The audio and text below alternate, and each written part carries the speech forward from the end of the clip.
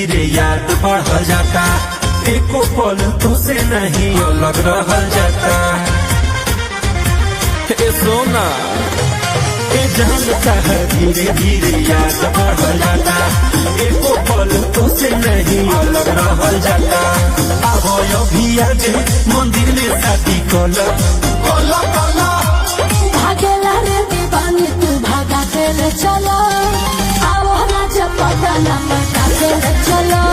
भागेला रे दीवानी तू भागा के ले चलो, आओ ना चपटा ना मटा के ले चलो।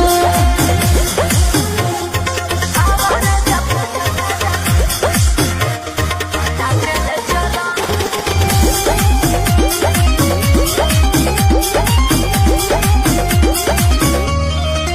सुनो केहू न जानी जान हो ना लफड़ा, बेग में धोले हो चार जोड़ी कपड़ा।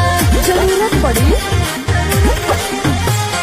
सुना हो हमार करेलू बड़ी प्यार, तू हमारा ला छोड़ देबू घर परिवार।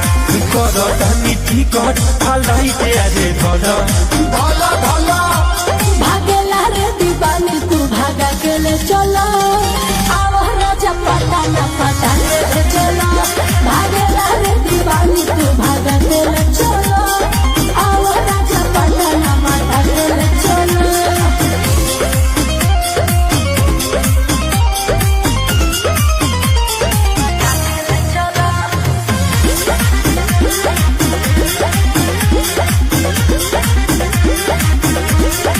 सुनो बोलो जरा जरा जीविया कहानी, ए यार सरी लोग बोली कहानी।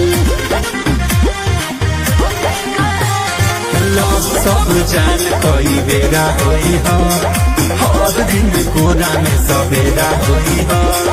तोरो पीले कितना धर्म वीर से पता कोलो कोलो कोलो। भागेला रे दीवानी तू भागा के ले चलो, आओ राजा पता न पता के ले चलो। भागेला रे दीवानी तू